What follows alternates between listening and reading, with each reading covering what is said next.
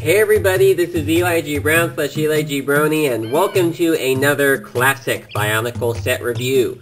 I'm saying classic Bionicle set review because I am looking over some very old Bionicle sets. These came out in 2005.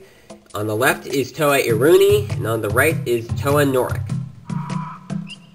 These Toa are known as the Toa Hagah, and in the story, the Toa Hagah were the guardians of the Brotherhood of Makuta.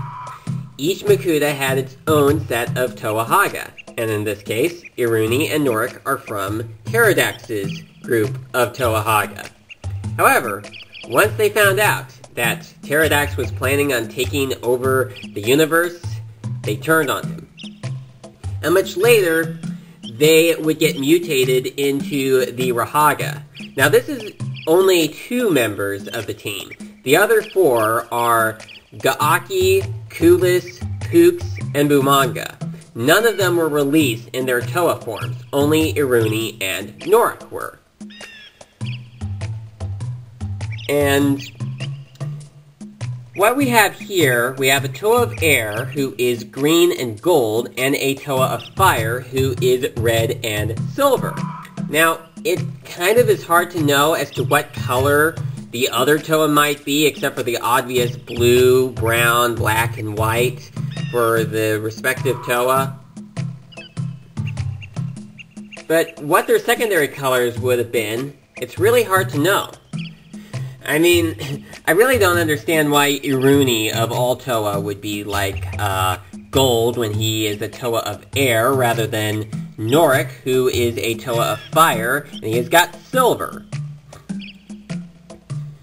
So, I'm going to take a look at each of these characters. I'm going to look at Iruni just as a representation. I'll look over Norek just to point out the differences that he has between Iruni, but for the sake of discussing what is common between these guys, I will go over Iruni. So Iruni, well, both of them has this gear function. Now I'm going to point out that the actual gear that's on the set is the smaller one. The same ones that are used for inside the body. I got the next size up because I couldn't find enough of the black gear pieces in my parts drawer. So I had to go with the larger ones because they were what I could find. And they work out pretty fine, but it's supposed to be the smaller one, just to let you know.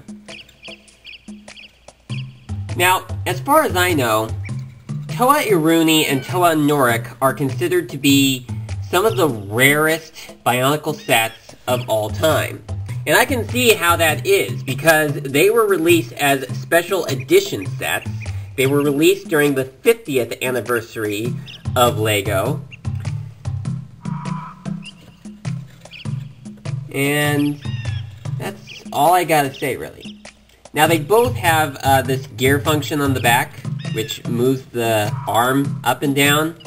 Now, what surprised me when I got this set when I was a kid is the fact that, unlike the Toa Metru, where turning the gear on the back moves both of their arms, for the Toa Hagah, the gear on the back only moves the arm holding the staff.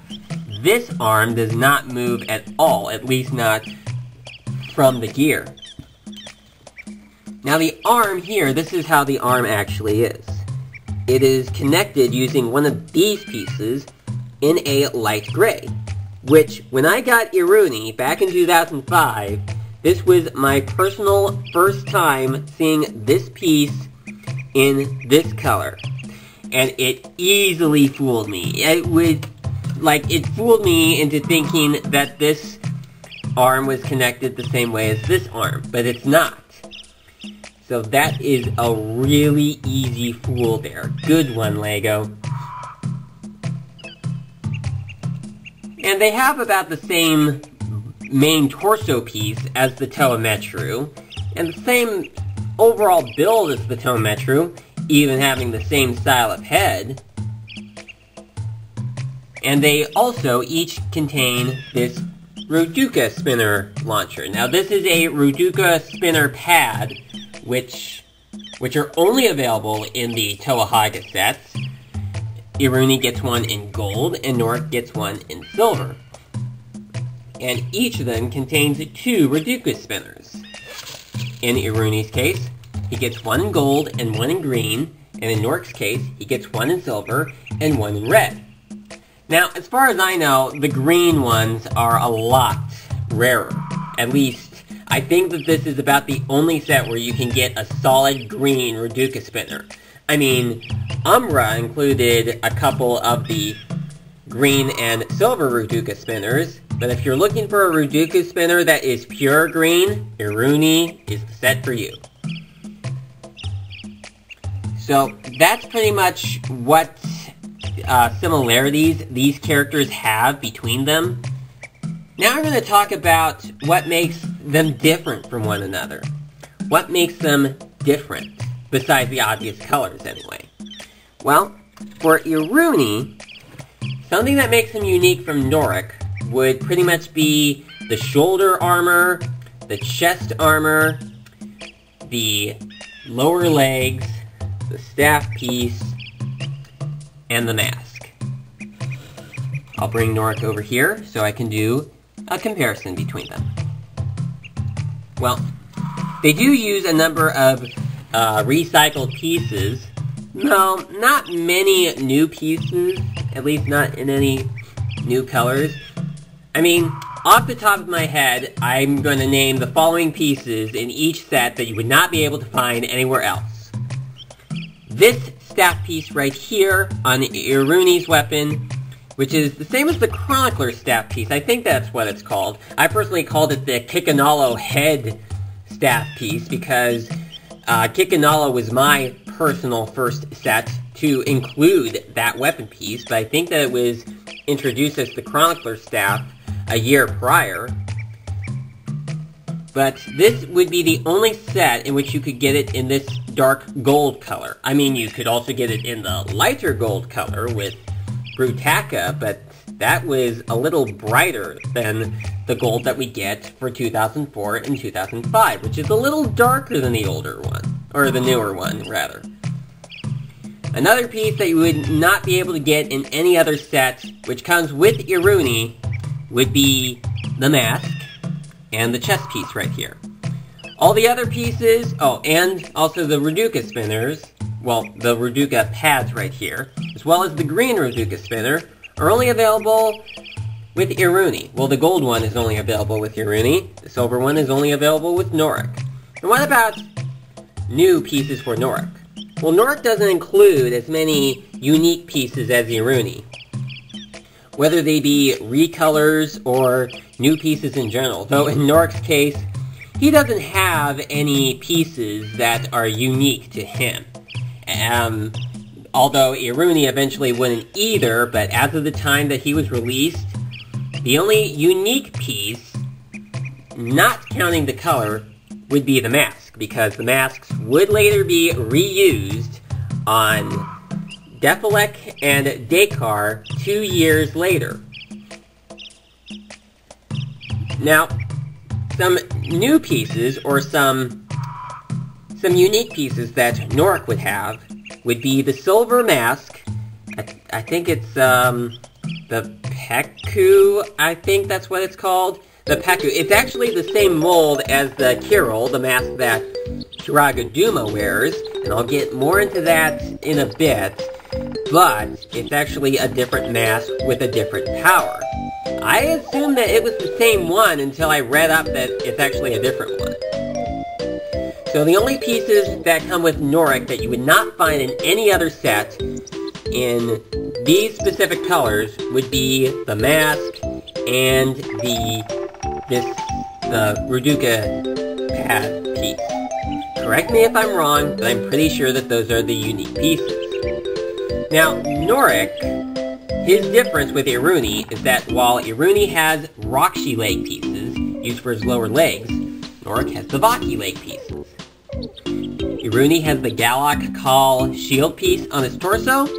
Norik has the silver Metrotorin main body piece. While Iruni has the shoulder armor from the Toa Metru, Norik has the ones from the Toa Nuva. And let me get into my thoughts about that. I personally do not like the look of that. I think that it is so gappy right there.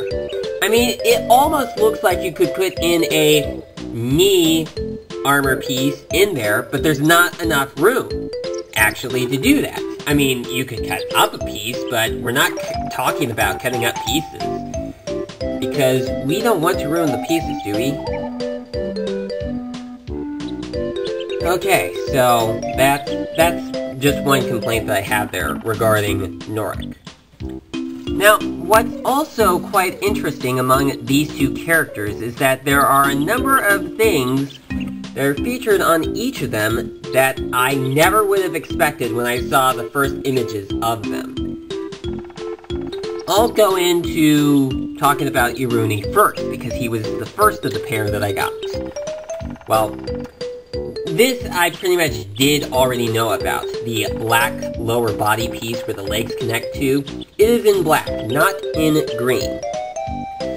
And another thing that was unexpected with Iruni is that he has an orange eye stalk piece. I was expecting it to be red, like with Toa Matau, but it is not red, it is in orange. And that's okay though, it's just not what I would have expected. I mean, the different color of the eyes for the Toa Metru style heads, the only colors I can think of that those pieces came back in would be orange and the light green color. It has not been seen in any of the other colors since 2004. And this is a prime example of them, where Iruni has the orange eyes, and Norik has the light green eyes. Now we're going to go on to some things I did not expect from Norik, or wouldn't have expected. Now, the thing here is that Norik, despite being a Toa of Fire, has a black main body piece. I would never have been able to tell that from the images of Toa Norik. And another thing that was unexpected is the fact that his headpiece is actually further out on the torso than I would have expected. I mean, I thought that the full-size bushing would be here and the ball cup piece where the head connects to would be here, but it's not. The ball cup piece is out first. I pretty much expected this because without that connection piece, the Metrotorin main torso piece would probably wobble about. So that was quite clever, LEGO, to put that 4-long size axle piece in there to keep it into place. Alright, so I think, well, before, I only have a couple more things to say about these two. Oh, I guess I should show off the Ruduka feature, because people are going to ask me to show that. Okay, so they each include these Ruduka spinners, which was the theme of this year. And when you pull this, the Ruduka spinners spin. It does fly off if you pull it down hard enough, but I don't want to do that because I don't want to knock the camera over. So, there's that right there. Now it's time to go on to a little downside that these sets had. And, well, besides the sets themselves, I'm going to talk about purchasing the sets in general. You see, in the United States, these two came in a combo pack, where basically you would have to buy them both. Well, in most cases, I mean, you could actually purchase Iruni by himself, which I had done. However, this would be unfortunate for me, because later on, I would learn about the combo pack, where you would have to buy Iruni in order to buy Norik, because Norik was not released in the stores on his own.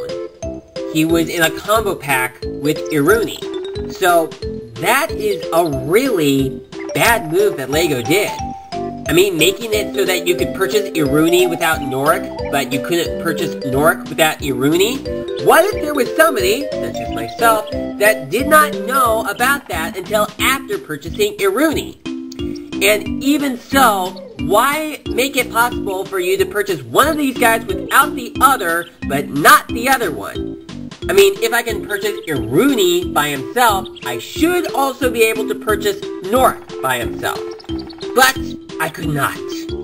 As a result, I had to get that combo pack, and I ended up getting another Iruni, which I eventually had given to someone else, but that would have been avoided had I known about the combo pack ahead of time, or if LEGO just didn't have the combo pack be exclusive to getting Norik. They really should have had them be separate altogether, or either have them both be purchasable separately or purchasable together. You know, like if Norik cannot be bought without Iruni, then Iruni shouldn't have been bought without Norik. They shouldn't have made one Toa be possible to purchase without the other, but not the other one. Okay, I'm done with the ranting now. And besides, that was a deck and deck. One more thing to say about these two characters. Originally, Norik and Iruni, these sets, were meant to be Toa Duma and Toa Nadiki. I'm not sure how much has changed in between the first versions of these characters and the final version, but I will say as to how that makes sense. I'll start with Iruni once again. It's really easy to see how Iruni was originally going to be Nadiki. I mean, he has the same bits on the end of his mask as Nadiki did on his mutated face. He has the same chest piece as Nadiki. Not to mention Nadiki was the Toa of Air. And Nadiki also featured the same leg pieces here. Alright, and now going on to Norik and explaining how he was originally Toa Duma. Well, Duma had the Metrotoran main body piece. Norik does too. Duma also has the same type of mask as Norik. Though it's not the same mask in the story, but it's the same mold. So that's really easy to see. Overall, these were some pretty decent looking characters and pretty decent sets for the time. Something that I probably would have changed about these guys, well, I would probably, it's really hard to know. I probably would have given Norik the Metru style of armor on the sides, and overall I think that's really the only thing that I would change if I was given the opportunity to. So that's about it. That was Toa Iruni and Toa Norik, two of the most rarest Bionicle sets of all time. Thank you for watching, and I will see you again next time.